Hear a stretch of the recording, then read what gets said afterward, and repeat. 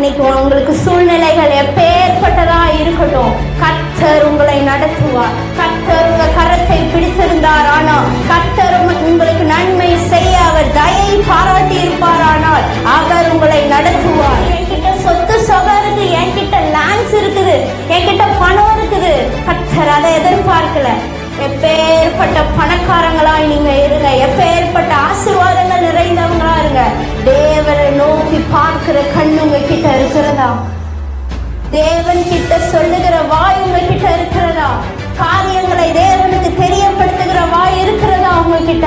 இன்னைக்கு கர்த்தர் உங்களுக்கு சொல்லுகிற வார்த்தை, அவர் வழி நடத்துவார், ஆனால் அவர் வழி நடத்துவார். அவர் உன் கரத்தை பிடிச்சு நடத்துவார்னா அவர் உன் கரத்தை பிடிச்சு நடத்துவார். எந்த சந்தேகமும் இல்லை. கர்த்தர் உனக்கு வாக்கு பண்ணுவார், ஆனால் கர்த்தர் உனக்கு நடத்துவார், ஆனால் கர்த்தர் உன்னை நடத்துவார்.